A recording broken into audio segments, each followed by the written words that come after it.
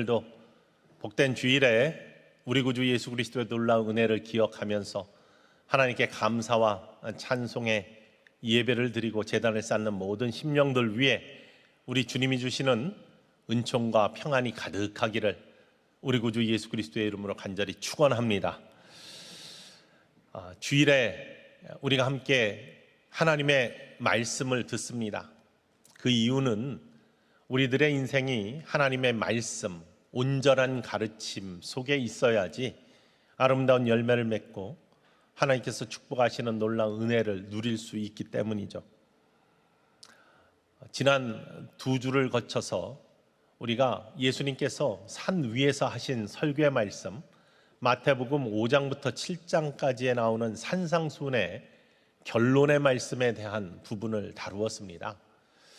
예수님께서는 우리 인생에 꼭 필요한 인생의 지도 같은 가르침을 우리에게 주시고 그 결론적으로 두 가지를 말씀하시는데, 하나는 열매 있는 인생, 열매 있는 믿음의 삶을 살아야 된다.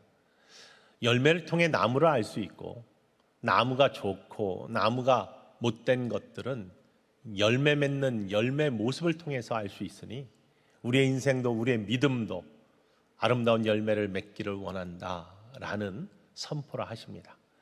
저와 여러분의 삶의 신앙의 모습 속에 정말로 주님이 기뻐하시는 아름다운 열매가 가득하기를 우리 구주 예수 그리스도의 이름으로 간절히 축원합니다.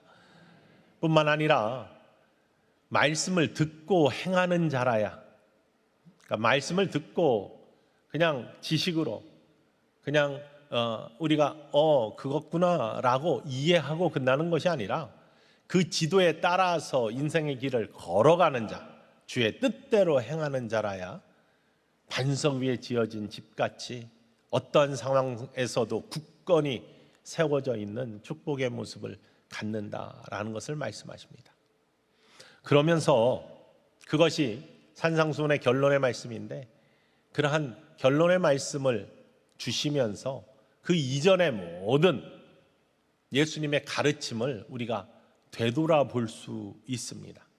마태복음 5장부터 7장 결론의 말씀 전까지 나오는 모든 예수님의 선포는 우리를 향한, 우리의 인생을 향한 가장 좋은 인생의 지도, 어떤 길을 가야지 하나님께서 가장 복되게 하시고 축복하시는 아름다운 인생의 길인지를 보여주고 계시는 복된 가르침의 말씀입니다.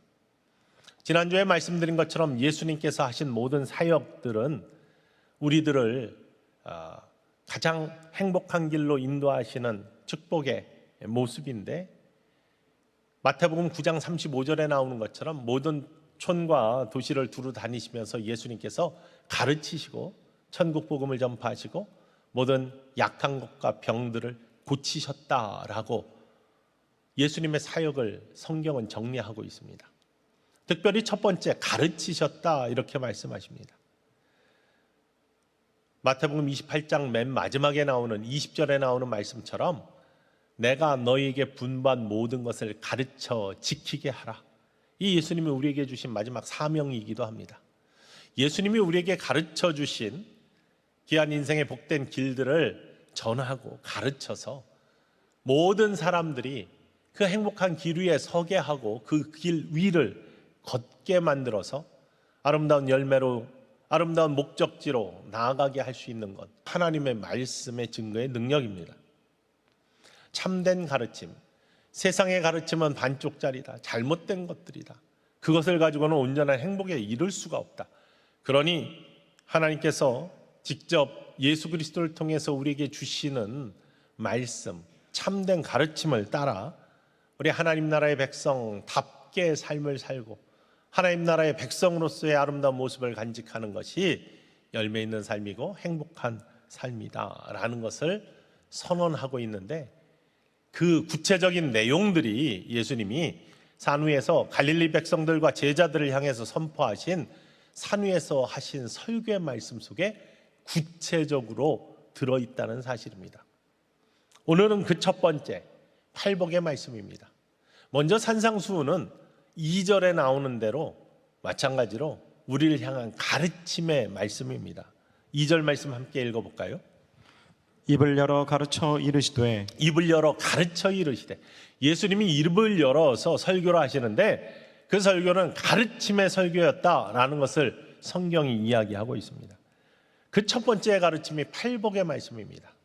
그런데 우리는 여기서 보통 팔복, 심령이 가난한 자는 복이 있나니 천국이 저희 것이며 애통하는 자는 복이 있나니 저희가 위로를 받을 것이며, 이렇게 나오는 이 팔복의 말씀이 때로는 딱 띄어서, 팔복을 띄어서 마치 우리가 축복의 길 위에 설 수 있는, 축복받기 위한 처방전처럼 여기는 경우가 많이 있었습니다. 그런데 우리가 이미 결론의 말씀을 보았습니다. 열매 있는 삶, 이것이 하나님께서 기뻐하시고 우리를 향한 초대의 말씀인데, 거기에 비추어 본다면 이 팔복의 말씀은 축복의 처방전이 아니라고 바라볼 수 있습니다. 그러면 이전까지의 가르침은 잘못된 것인가? 그렇지만은 않습니다. 우리가 띄어서 볼 때 이 팔복의 말씀이 물론 이러한 모습을 가지면 하나님께서 그 사람들을 기뻐하시고 복되게 하신다라고 해석할 수도 있습니다. 그러나 전체적인 마태복음 5장부터 7장까지의 맥락 속에서 예수 그리스도의 설교의 말씀이잖아요. 전체 설교의 말씀 속에서 맨 처음 도입부로서의 이 팔복의 말씀은 전혀 다른 의미를 가지고 있다는 것입니다. 기도할 때 장로님이 말씀하신 복 있는 사람은 악인의 꾀를 쫓지 아니하고 죄인의 길에 서지 아니하고 오만한 자의 자리에 앉지 아니하고 오직 여호와의 율법을 즐거워하며 그 율법을 주야로 묵상하는 자, 이거는 복된 사람의 조건이 될 수 있습니다. 악인의 꾀에 따르지 아니하고 죄인의 길에 서지 아니하고 오만한 자의 자리에 앉지 않은 것, 이게 복된 자의 조건이다, 처방전이 될 수 있습니다. 여호와의 율법을 즐거워하여 그 율법을 주야로 묵상하는 것, 복된 사람이 가져야 될 조건이고 처방전이 될 수 있습니다. 그런데 예수님이 설교하시는 팔복의 말씀은 좀 다릅니다. 갈릴리에 사는 많은 무리들이 함께 모여들었습니다. 예수님이 산 위에서 선포를 하십니다. 지금도 팔복 교회가 있는 그 옆에 성지에 가서 그 언덕에 가보면, 예수님이 수많은 무리 앞에서 이런 지형이기 때문에 설교를 하셔도 잘 들렸겠구나 라는 것을 깨달을 수 있어요. 그 지형 자체가 그렇습니다. 왜 산 위에서 설교를 하셨다라고 하는지 금방 그 지형을 가면은 알아들을 수 있어요. 갈릴리 지역의 구렁진 그러한 곳 위에서 예수님이 선포하십니다. 수많은 사람들이 모여들었습니다. 갈릴리에서 대부분 농사를 짓거나 어업을 하고 있는 굉장히 피폐한 삶을 살고 있었던 사람들입니다. 그러나 영적인 갈증이 있었고 회복에 대한 소망이 있었던 사람들입니다. 이들이 모여들었는데 그들을 예수님께서는 하나님 나라의 백성으로 초대하고 계십니다.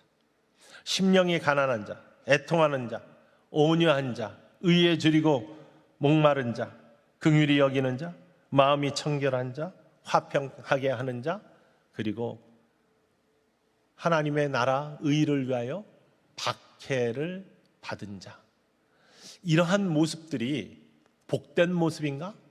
세상에서 이야기하는 복된 모습은 절대 아닙니다. 세상에서 이야기하는 축복의 조건과는 사뭇 다릅니다. 이 당시에 갈릴리에 살고 있었던 수많은 사람들은 말씀드린 것처럼 참 어려운 삶을 살고 있었습니다.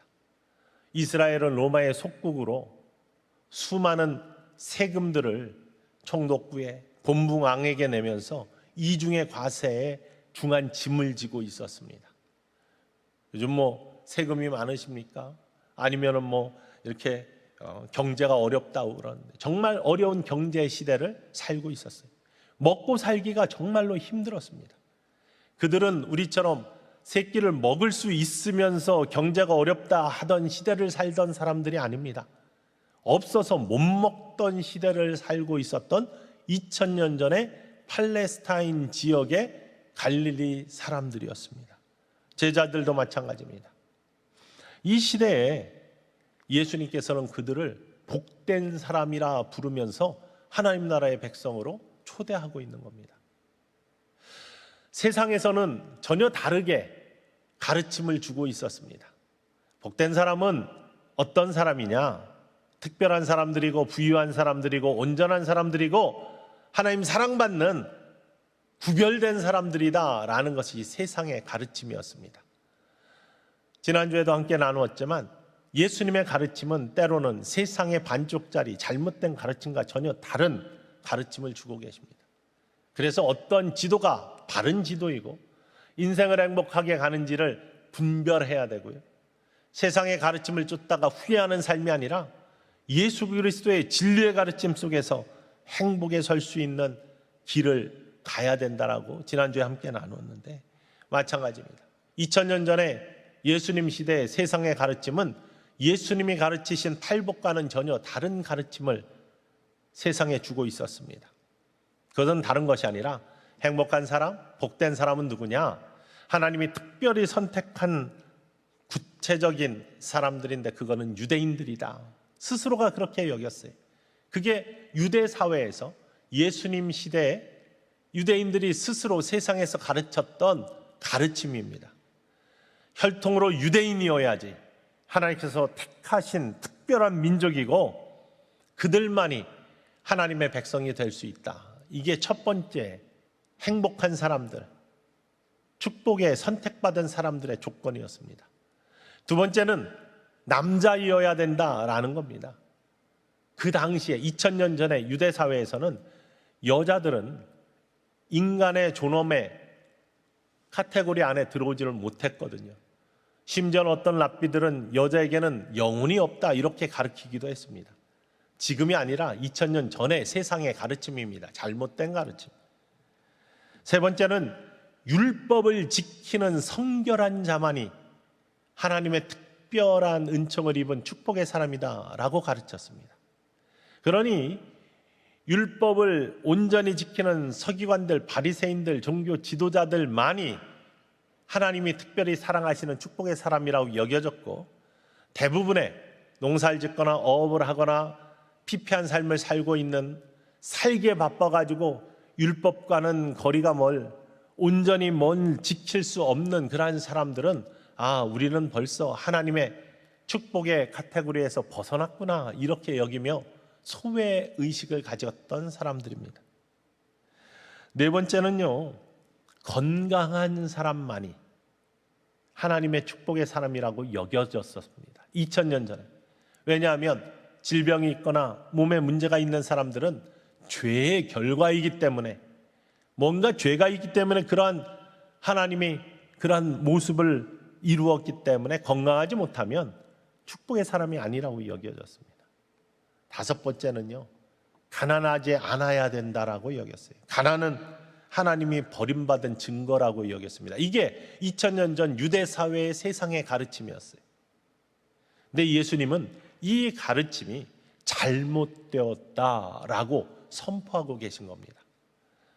산에 모여가지고 예수님의 설교를 듣고 있는 수많은 갈릴리 백성들과 제자들에게 예수님께서는 세상에서는 유대인만이, 남자만이, 율법을 잘 지키는 바리새인과 서기관과 종교 지도자만이, 그리고 건강한 사람만이, 그리고 부자만이 하나님이 택하신 축복의 사람이고 온전한 하나님 나라의 백성으로 초대받은 행복한 사람들이다 라고 가르치지만 나는 그렇게 선포하지 않아 라고 설교하시는 것이 오늘 팔복의 말씀입니다.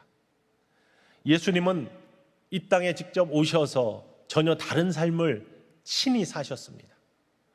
예수님이 만난 사람들은 골고루 다 만나셨지만 주로 어디에 가 계셨습니까? 가난한 자들을 찾아가셨어요. 병든 자들을 찾아가셨어요. 소외된 자들을 찾아가셨습니다. 성결한 것들을 어기고 격리되어 있는 문둥병자를 만나주시고 그들의 몸에 손을 대셨어요. 바리새인과 서기관들은 전혀 하지 않는 일들입니다. 정결하지 않기 때문에. 문둥병자의 곁에만 가도 부정을 타기 때문에 갈 수 없는, 그것이 하나님의 법규를 지키는, 율법을 지키는 바른 행위라고 여겨졌던 바리새인들과는 다르게 예수님께서는 병자들의 몸에 손을 대시고 기도해 주시고 회복시켜 주셨어요. 이방인들, 버림받은 민족이라고 유대인만이 하나님의 택함 받은 민족이라고 자부심을 갖고 그렇게 가르쳤던 유대 사회 속에서 예수님께서는 유대인으로서 이방 지역에 들어가셨어요. 그들과 대화하셨어요. 그들의 병을 고쳐주시고 축복해 주셨어요. 그들을 하나님 나라의 백성으로 초대해 주셨어요. 이게 예수님께서 하신 일입니다. 그리고 오늘 설교에서도 마찬가지로 선포하십니다. 온전함을 이룬 세상의 가르침을 따르는 서기관, 바리새인, 그리고 온전한 유대인 남자들만 하나님 백성으로 초대받은 게 아니야. 하나님께서는 당신들, 부족하다고 느끼는 자, 소외되고 있다고 느끼는 자, 나는 하나님 백성의 자격이 없다고 느끼는 모든 자들을 하나님께서는 지금 기다리고 계시고 초대하고 계셔.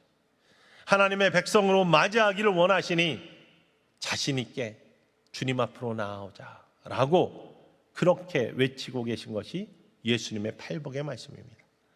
사실 성경에 보면은 오히려 혹독하게 예수님께서는 세상에서는 구별되고 축복의 사람이라고 선포하고 있는 바리새인들, 서기관들을 향해서 혹독하게 말씀하세요. 마태복음 21장 32절 말씀 함께 읽어보겠습니다. 요한이 의의 도로 너희에게 왔거늘 너희는 그를 믿지 아니하였으되 세리와 창녀는 믿었으며 너희는 이것을 보고도 끝내 뉘우쳐 믿지 아니하였도다. 요한이 세상에 와서 회개하라 천국이 가까이 왔다라고 하나님의 의를 선포할 때 바리새인들과 서기관들은 믿지 않았어.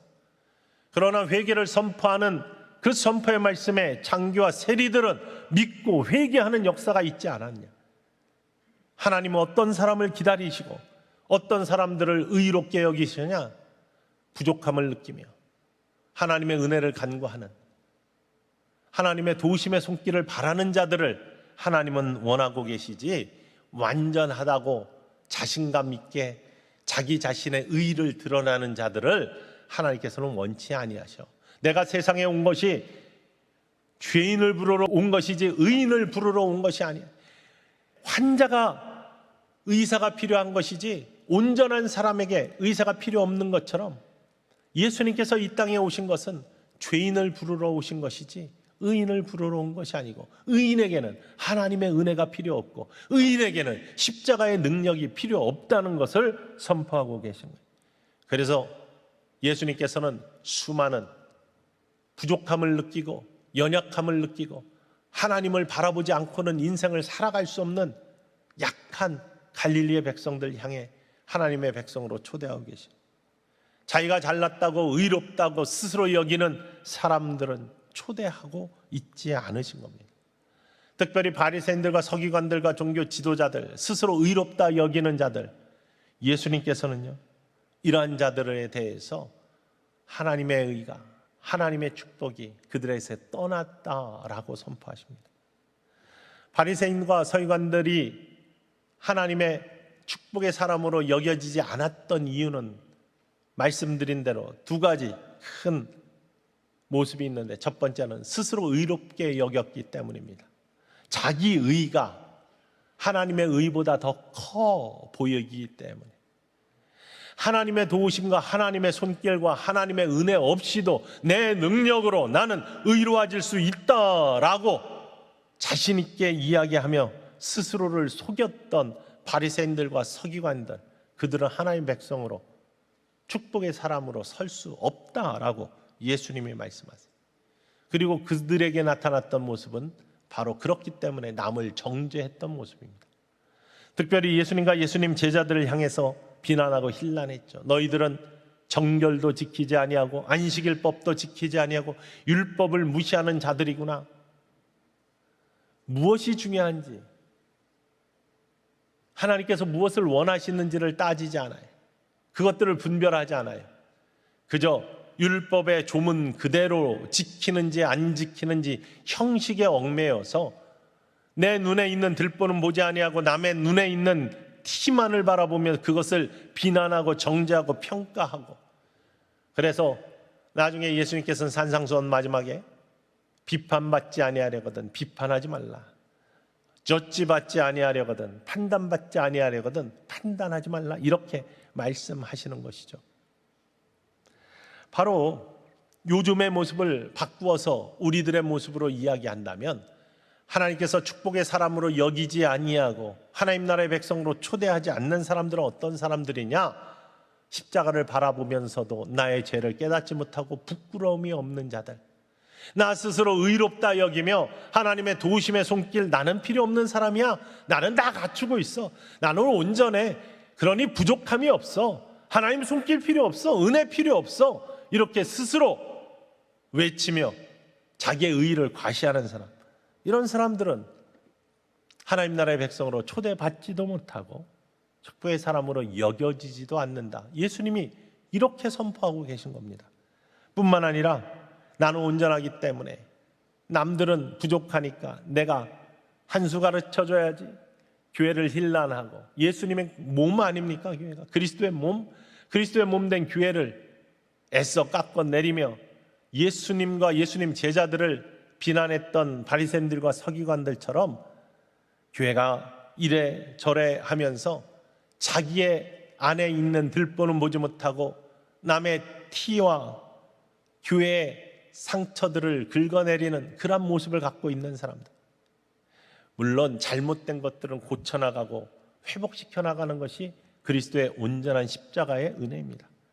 하지만 먼저 우리의 부족함을 십자가 앞에 고백하는 사람, 남의 잘못을 지적하기 전에 나의 부족함을 그리스도 예수의 십자가 앞에 무릎으로 내려놓는 사람, 그것이 없는 자들을 예수님께서는 회칠한 무덤이라, 겉은 멀쩡하지만 속이 썩어있는 안타까운 인생이라고 하며 하나님 나라의 백성으로 초대받지 못한 안타까운 인생으로 여겼다는 사실입니다. 그러면 예수님께서 팔복의 말씀을 통해서 복된 사람은 어떤 사람인지에 대해서 어떻게 선포하고 계신가? 팔복의 말씀은 전부 다 어떤 사람은 복이 있나니 그들이 어떻게 되는 축복의 사람으로 여겨진다라는 것을 이야기합니다. 복이 있나니라는 히라보 원어는 마카리오스라는 말입니다. 마카리오스라는 말은 가장 행복한 상태, 부유한 상태를 의미합니다. 세상에서는요, 가장 행복한 상태, 부유한 상태, 마카리오스, 다르게 가르칩니다. 고전의 문헌들을 보면은 랍비들은 이렇게 가르쳤습니다. 세상의 가르침은 이렇습니다. 현숙한 아내와 살고 있는 자들은 복이 있나니, 마카리오스. 그렇지 않아요? 지금도 마찬가지 아닙니까?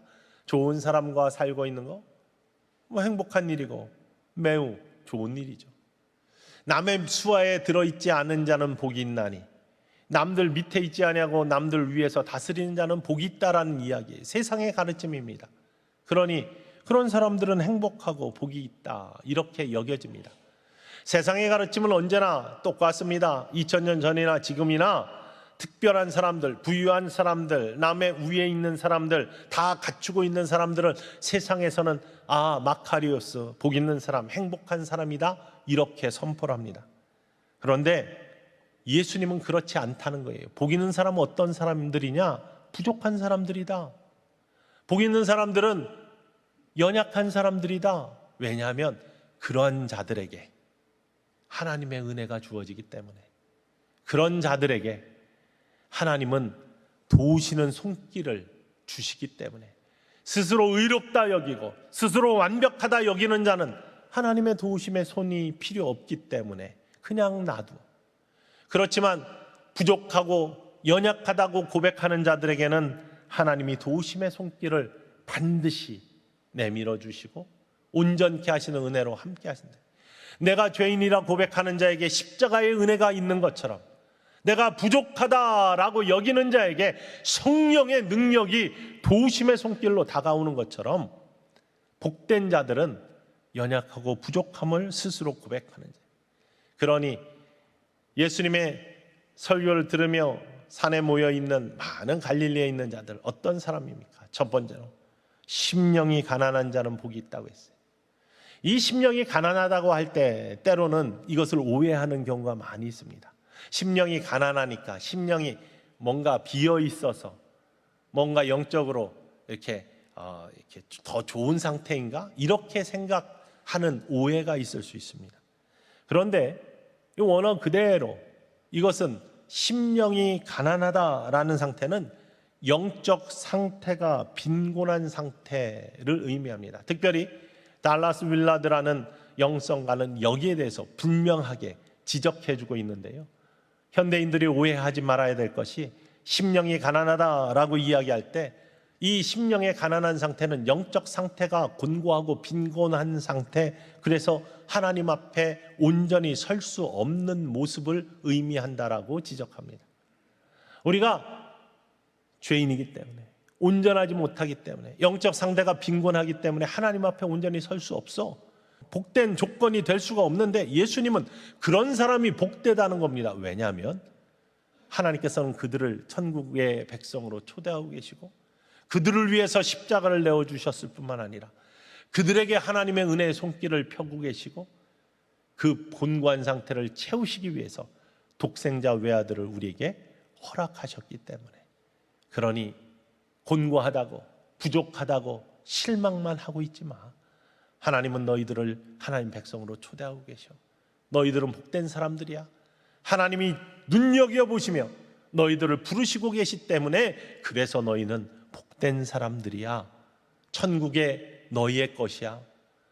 그저 주님이 부르실 때 다가오고 주님이 부르실 때 그 앞으로 나아가는 자, 그 결단만 있으면 천국이 너희 것이니 너희는 복되지 않다라고 스스로를 비관하며 있지 말고 복된 자로 여기며 주님 앞으로 나와 라는 주님의 초대가 팔복의 첫 번째 말씀입니다.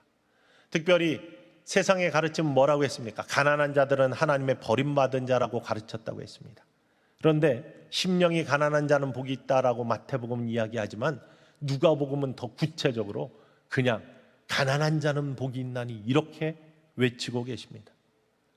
얼마나 충격적입니까? 가난은 하나님의 버림받은 자라고 세상이 가르쳐서 그렇게 알고 있는데 예수님께서 아니야, 가난해도 버림받은 거 아니야. 가난해도 하나님은 너희를 여전히 사랑하고 계시고 가난해도 하나님께서 너희를 회복시켜 주시기 원하시니 주님 부르시는 그 부르심에 합당한 자로 초대에 응해라고 예수님께서 말씀하고 계시다는 사실이죠. 여러분, 우리가 다 갖추고 온전해야만 하나님의 백성이 될 수 있다라고 여기지 마십시오. 나는 부족하지만 주님의 은혜가 있으니 십자가의 보혈의 능력이 나를 위해 주어진 사랑으로 나의 삶을 이끌고 계시니 나는 행복한 사람이고 나는 부유한 사람이고 나는 복된 사람입니다 고백하실 수 있는 저와 여러분 되기를 주님의 이름으로 간절히 축원을 드립니다. 애통하는 자도 마찬가지. 눈물이 있고 어려움이 있는 자들이 어떻게 복된 사람입니까? 세상에서는 복되지 않은 사람들이잖아요. 아무리 땀 흘려 일해도 배고픔에 또 안타까움에 그리고 먹지 못해 가족을 잃는 슬픔 속에 있는 사람들이 2000년 전에 예수님 시대 갈릴리 사람들이었습니다. 그런데 그들을 복되다고 하세요.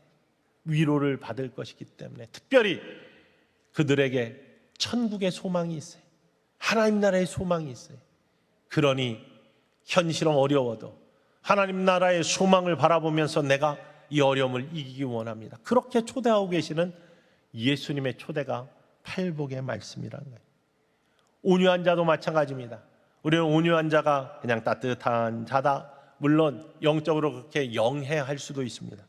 그러나 원래 온유한 자라는 그런 말의 히라봇들은요, 저항할 수 있는 힘이 없는 사람들을 의미합니다.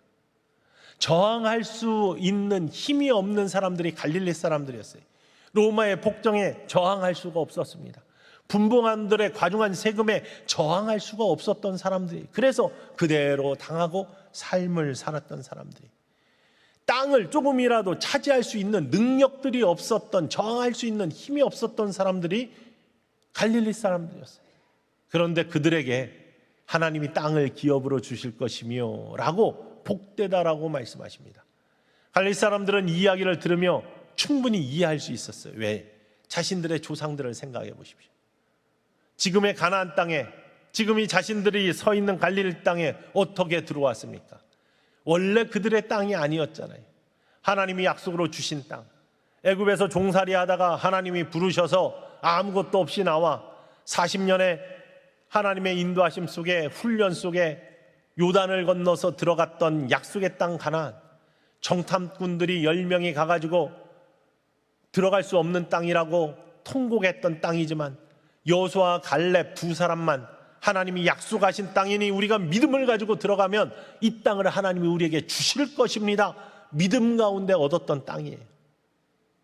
능력이 있어서 얻은 땅이 아니에요. 자신들이 원래부터 가지고 있었던, 돈 주고 산 땅이 아닙니다. 하나님이 약속하셔서 값없이 주신 땅입니다. 그 땅을 얻었던 조상들의 경험과 감사를 기억하고 있어요. 우리가 저항할 수 있는 힘이 없어서 지금은 곤고하게 살고 있지만 하나님을 믿고 이 온유함을 지켜나가면 하나님이 땅을 기업으로 주시는 약속의 성취가 있을 것이다. 이 소망이 있었던 것이 이스라엘 백성들입니다. 그 예수님의 설교를 들으면서 자신들을 복되다고 여길 수 있었던 이스라엘 백성들이었다는 겁니다. 여러분, 우리 마찬가지입니다. 우리는 완전해서 부유해서 다 갖추고 있어서 하나님의 백성이 되는 게 아니에요. 교회 나올 수 있는 게 아닙니다. 연약하고 부족하게, 그래서 우리 구주 예수 그리스도의 십자가가 필요한 거예요. 우리가 부족하고 온전치 못하기 때문에 하나님의 은혜가 필요한 겁니다. 다 내가 이룬 것 같지만 돌이켜보면 하나님의 은혜가 없이 된 것이 없다라는 고백이 있는 사람들이 하나님이 찾으시는 사람들이고 복되게 하시는 사람들이고 온전케 하시는 은혜 입은 사람들임을 믿으시기를 주님의 이름으로 간절히 축원을 드립니다. 의에 줄이고 목마른 자, 그러한 갈증이 있는 자들은 하나님의 의의 모습으로 초대해 주십니다. 뿐만 아니라 긍휼히 여기는 자, 긍휼히 여김을 받는다고 했어요. 지나칠 정도로 너그러움을 갖고 있는 사람들, 이런 자들은 하나님이 반드시 긍휼히 여겨주시는 은혜를 입게 해 주신다는 사실입니다. 마음이 청결한 자는 어떤 사람들입니까? 하나님의 전에 하나님의 초대를 받는 사람들, 하나님을 본다고 했어요. 시편에 24편 3절과 4절 말씀에 이런 고백이 있습니다. 함께 읽어볼까요? 여호와의 산에 오를 자가 누구며 그의 거룩한 곳에 설 자가 누구인가? 곧 손이 깨끗하며 마음이 청결하며 뜻을 허탄한 데에 두지 아니하며 거짓 맹세하지 아니하는 자로다. 여호와의 산에 오르고 거룩한 곳에 설 자는 심령이, 마음이 깨끗한 자라고 시편이 고백하고 있습니다. 우리의 마음을 청결하게 함으로 말미암아, 깨끗하게 함으로 말미암아 하나님을 바라는 간절한 간구가 있는 사람들, 하나님이 만나 주시겠다고 약속하시기 때문에 복된 사람이라는 것입니다. 지금 온전해서 하나님 만나 주시는 것이 아니라 하나님 갈급하는 간절한 심령들이, 그래서 내 마음을 정결하게 만들기 원하는 간절한 소망이 있는 자들은 하나님이 반드시 만나 주시고 그들을 축복하신다는 거예요. 싸움 사이에 끼어서 화평을 이루기 위해 고통받고 있는 자, 믿음을 지키기 위해서 박해를 달게 받는 자들, 마찬가지로 하나님께서 그들을 사랑하시고 반드시 하나님 백성으로 세워주신다는 거예요. 세상의 가르침은 부유해야지만, 온전해야지만, 특별해야지만, 축복된 사람이라고 선포하지만 예수님은 그렇게 하지 않으셨다는 거예요. 오히려 부족한 사람들, 연약한 사람들, 이런 사람들이 하나님이 사랑하시고 온전케 하시는 복된 자리로 초대받는 은혜의 사람들이라고 오늘 산상순에서 설교하고 계시고, 그 선포는 2000년 전에 갈릴리 사람들에게만 향한 것이 아니라 우리에게 향하신 예수님의 설교인 줄 믿으시기를 원합니다. 오히려 예수님께서는요, 부자 배부른 자들을 이상하게 말씀하세요. 누가복음 6장 24절 25절 말씀 함께 잠깐 봅시다. 그러나 화 있을진저 너희 부요한 자여, 너희는 너희의 위로를 이미 받았도다. 화 있을진저 너희 지금 배부른 자여, 너희는 주리리로다. 화 있을진저 너희 지금 웃는 자여, 너희가 애통하며 울리로다. 이 말씀 잘못 읽으면 예수님은 부자를 싫어하시는가 보다, 배부른 자들을 싫어하시는구나 오해할 수 있어요. 그러나 그렇지 않습니다. 예수님께서 화 있을진저라고 말씀하시는 것은 이들을 저주하시는 것이 아니에요. 배부른 자, 부자, 온전한 자들을, 이런 자들은 다 갖추어졌기 때문에 나에게는 더 이상 하나님의 은혜가 필요 없어. 더 이상 나에게는 하나님의 손길이 필요 없어.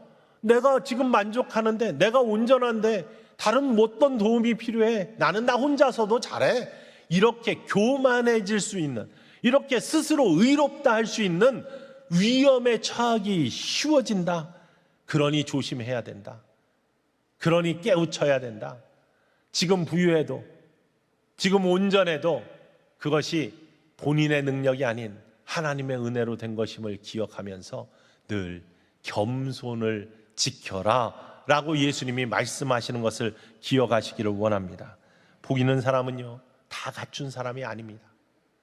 복 있는 사람은 하나님이 함께 하시는 사람, 하나님의 도우심의 손길이 떠나지 않는 사람, 그리스도 예수 안에 있음으로 말미암아 그 부족함이 하나님의 은혜로 채워지는 사람이 복된 사람임을 이 아침에 기억하시면서 저와 여러분, 완전해서 축복의 사람이 아니라 부족하지만 십자가의 능력이 있기 때문에, 하나님의 도우시는 은혜가 있기 때문에, 주님이 나의 주인이 되어주셔서 부족한 것들을 채워주시며 함께 동행하시기 때문에 나는 복된 사람입니다 고백할 수 있는 저와 여러분이 되시기를 주님의 이름으로 간절히 축원을 드립니다. 베드로가 초대교회에 가장 복된 인생이 되었어요. 예루살렘 교회 수장이 되었어요. 근데 그는 항상 성공한 축복의 사람이었습니까? 그렇지 않습니다. 그는 예수님을 3번이나 부인한 안타까운 사람이었습니다. 부활하신 예수님을 예루살렘에서 만났지만 갈릴리로 가서 고기를 잡고 있었던, 예수님이 아침에 찾아오셨지만 감히 눈뜨고 예수님의 눈을 바라볼 수 없었던 그러한 부족함이 있었던 실패한 베드로의 모습이었습니다. 그런데요, 베드로가 거기에 그래도 나만큼 예수님을 잘 아는 사람이 없지, 나만큼 주는 그리스도시여 살아계신 하나님의 아들이라고 신앙 고백했던 사람이 있으면 너희들 중에 나와봐 하면서 자신의 의의를 내세우며, 나는 그래도 부족함이 없는 사람이야, 나는 그래도 너희들보다는 뛰어난 사람이야, 너희들보다는 내가 예수님을 부인하긴 했지만 지금은 더 나은 사람이야, 이렇게 자신만만했다면 예수님의 쓰임받는 축복의 사람이 될 수 없었을 것입니다. 감히 주님 쳐다보지 못하면서 예수님께서 사랑하는 시몬아, 내가 나를 사랑하느냐? 주여, 내가 주를 사랑하시는지 주님 아시면서 왜 이런 걸 묻습니까? 그렇지 않아도 주님 보기에 제가 민망해가지고 이렇게 피해 있는데, 이런 부족함들 속에서 그래도 주님 사랑한다고 고백했던 베드로였기 때문에 3번이나 물으시는 예수님께 그래도 사랑한다고 두려운 마음으로 주님께 사랑을 고백했던 베드로, 그 부족함 속에 사랑을 채워주시는 예수님의 은혜 가운데 그는 그의 부족함을 성령이 채우고 하나님의 사랑이 채워지고 예수님의 은혜가 채워져서 초대교회 가장 뛰어난 축복의 사람으로 우뚝 설 수 있었음을 성경에서 바라볼 수 있습니다. 사도 바울은 완전한 사람입니까? 핍박자였습니다. 그런데 그는 늘 입에 수많은 업적이 있었음에도 불구하고 나는 죄인 중에 괴수입니다, 늘 부족함을, 오라 나는 곤고한 사람입니다, 부족함을 고백했어요. 그 사람을 하나님이 복되게 하셨어요. 수많은 열매가 있게 하셨어요. 축복의 사람으로 써주셨습니다. 부유한 거, 온전한 거 좋습니다. 그러나 그것이 자기의 의의를 내세우고 남을 깎아내리는 교만의 덫이 돼서는 안 될 줄 믿습니다. 우리의 부족함에 채워주시는 하나님의 은혜, 저와 여러분이 부족하지만 십자가가 있기 때문에, 하나님의 은혜가 있기 때문에 늘 감사하며 모든 것이 하나님의 은혜입니다 고백하며 살 수 있게 초대해 주시는 예수님의 팔복의 초대 그 자체가 복된 우리들의 고백이 되고, 여러분의 살아있는 신앙의 고백이 되기를 주님의 이름으로 간절히 축원을 드립니다.